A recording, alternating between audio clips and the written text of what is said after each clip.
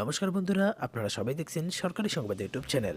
বন্ধুরা, আপনাদের পরিবারে কি কোনো ছোট বাচ্চা বা যদি কোনো ছোট শিশু থাকে তাহলে কিন্তু এই ভিডিওটা আপনাদের জন্য অত্যন্ত গুরুত্বপূর্ণ ভিডিও। হ্যাঁ বন্ধুরা, ইতিমধ্যেই কেন্দ্র সরকারের তরফ থেকে একটা নতুন প্রকল্প অর্থাৎ যোজনা শুরু করা হলো, যেটার আওতায় আবেদন করলে কিন্তু প্রতিটা বাচ্চা বা প্রতিটা শিশুর স্বার্থে মোদী সরকারের তরফ থেকে 2,50,000 টাকা দেওয়া হবে। বন্ধুরা, এই নতুন যোজনাটার নাম হচ্ছে প্রধানমন্ত্রী শিশু বিকাশ যোজনা। আপনারা কি আপনাদের সন্তানের জন্য আবেদন করেছেন? আর যদি আবেদন না করে থাকেন তাহলে কিভাবে আবেদন করবেন, কি কি কাগজ লাগবে আবেদন করার জন্য, এরই সাথে কি কি সুবিধা রয়েছে এই যোজনাতে, সবটাই কিন্তু আমি আজকের ভিডিওতে আপনাকে একদম ভালো করে বুঝিয়ে দেব। তো বুঝতেই পারছেন, এই গুরুত্বপূর্ণ ভিডিওটাকে কিন্তু আপনার একদম সম্পূর্ণ দেখতে হবে। এরই সাথে একটা ছোট্ট অনুরোধ করব যে অবশ্যই কিন্তু এই ভিডিওটাকে একটি লাইক করে লাল রঙের সাবস্ক্রাইব বাটনে ক্লিক করে বেল নোটিফিকেশনটা অল করে দেবেন। বন্ধুরা, শিশু বিকাশ প্রকল্প অর্থাৎ প্রধানমন্ত্রী শিশু বিকাশ যোজনা CSR পরিচালিত একটা যোজনা। মূলত এই যোজনার মূল উদ্দেশ্যই হচ্ছে দরিদ্র শিশুদের স্বাস্থ্যকর জীবনযাত্রা বজায় রাখতে সহায়তা করা, পাশাপাশি শিক্ষার জন্য আর্থিক সুরক্ষা প্রদান করা। কেন্দ্রীয় সরকার এই যোজনার মাধ্যমে শিশুদের বিভিন্ন ধরনের সুযোগ সুবিধা এবং সহায়তা দেবে। আপনি যদি চান যে আপনার সন্তানের জন্য এই প্রকল্পের সুবিধা দিতে, তাহলে কিন্তু অবশ্যই আপনার এটাতে আবেদন করতে হবে। তার আগে আপনি এটা জেনে নিন যে কোন কোন শিশুরা এই প্রকল্প থেকে সুবিধা পাবে। দেখুন, এখানে পরিষ্কার করে বলে দেওয়া হয়েছে যে স্কুলগামী শিশুরা এই যোজনা থেকে সুবিধা পাবে। এর মধ্যে বাচ্চাদের জন্য মেডিকেল প্যাকেজেরও সুবিধা রয়েছে। শিশুরা অসুস্থ হলে, হাসপাতালে ভর্তি হলে হাসপাতালের ব্যয় সরকার থেকে বহন করা হবে। এছাড়াও বলা হয়েছে প্রধানমন্ত্রীর এই প্রকল্পটি কেবলমাত্র সরকারি বিদ্যালয় বা গভর্নমেন্ট এইডেড স্কুলে অধ্যয়নরত শিক্ষার্থীদের জন্যই প্রযোজ্য হবে।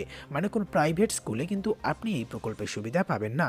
এই প্রকল্পের আওতায় শিক্ষার্থীদের একটি একক কার্ড দেওয়া হবে। এই প্রকল্পের আওতায় শিশুদের 2,50,000 টাকা পর্যন্ত অর্থ সাহায্য দেওয়া হবে। এবার বন্ধুরা, কথা হচ্ছে কি কি সুবিধা রয়েছে এই প্রকল্পতে। 1 নম্বরে বলা হয়েছে এই প্রকল্পে আবেদন করা থাকলে সরকারি প্রকল্পের আওতায় ক্লাস 6-এ ভর্তির পরে ছাত্রছাত্রীকে 3,000 করে টাকা দেওয়া হবে। 2 নম্বরে বলা হয়েছে ক্লাস 8-এ ভর্তির পরে সেই ছাত্রছাত্রীকে আবারও 5,000 করে টাকা দেওয়া হবে। 3 নম্বরে বলা হয়েছে 10ম শ্রেণীতে ভর্তির পরে সেই সমস্ত ছাত্রছাত্রীকে 7,000 করে টাকা দেওয়া হবে। 4 নম্বরে দেখুন কি বলা হয়েছে, দ্বাদশ শ্রেণী অর্থাৎ 12-এ ভর্তির পরে 8,000 টাকা দেওয়া হবে। এবার 5 নম্বরে বলা হয়েছে প্রধানমন্ত্রী শিশু বিকাশ যোজনার আওতায় জীবন বীমার জন্য প্রতি সন্তানের প্রতি 2.5 লক্ষ টাকার ধার্য করা হয়েছে সরকারের পক্ষ থেকে। এবার 6 নম্বর সুবিধাতে বলা হয়েছে যে প্রধানমন্ত্রী শিশু বিকাশ যোজনায় শিক্ষার সহায়তা হিসেবে যদি উচ্চ শিক্ষার প্রয়োজন হয়, সেই ক্ষেত্রে প্রতিটি শিশুকে 5 লক্ষ করে টাকা দেবে কেন্দ্র সরকারের তরফ থেকে। এবার তারপরের পয়েন্টে বলা হয়েছে যে প্রধানমন্ত্রী শিশু বিকাশ যোজনার আওতায় সরকারি স্বকর্মসংস্থানের জন্য 21 বছর বয়সে 2 লক্ষ টাকা প্রদান করে থাকবে।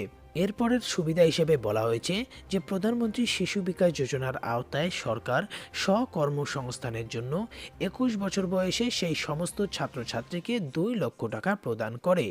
এরপরে সুবিধাতে বলা হয়েছে যে শিশু উন্নয়ন কেন্দ্রের সহায়তায় সরকার শিশুকে খাবার বিতরণ করে থাকে। এবার বন্ধুরা, এবার কথা হচ্ছে যদি আপনি এই প্রকল্পে নিজের শিশুদের জন্য আবেদন করতে চান তাহলে আপনার কি কি কাগজ লাগবে।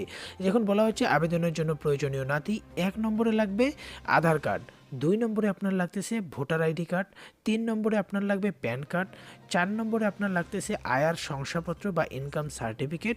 এরপরে যেটা 5 নম্বরে বলা হচ্ছে ব্যাংক বিশদ বা ব্যাংকের ডিটেলস বা আপনার ব্যাংকের পাসবইয়ের প্রথম পেজের জেরক্স কপিটা লাগবে। এরপরে এখানে বলা হয়েছে যে আপনি এবার আবেদন করবেন কিভাবে। আবেদন করার জন্য কিন্তু এখানে আপনার এই ওয়েবসাইটে আসতে হবে, অর্থাৎ pmsbicloud.in। এটা লিখে যদি গুগলে সার্চ করেন তাহলে কিন্তু একটা ওয়েবসাইট পাবেন। সেই ওয়েবসাইটে ক্লিক করলেই আপনার সামনে একটা পেজ প্রদর্শিত হবে। সেখানে আপনার জয়েন আস অপশানে ক্লিক করতে হবে। তাহলেই কিন্তু আপনি একটা ফর্ম দেখতে পারবেন। এবার সেই ফর্মে সন্তানের নাম, মোবাইল নাম্বার, ঠিকানা, আধার নাম্বার ইত্যাদি গুরুত্বপূর্ণ সমস্ত তথ্য পূরণ করতে হবে। এরপর সাবমিট বাটনে ক্লিক করলেই কিন্তু আপনি খুব সহজে আবেদনটি সম্পূর্ণ করতে পারবেন। আর যদি আপনি এটা করতে না পারেন তাহলে কিন্তু আপনাকে CSC সেন্টারে যোগাযোগ করতে হবে। সেখান থেকে কিন্তু খুব সহজেই আপনি রেজিস্ট্রেশনটা করতে পারবেন।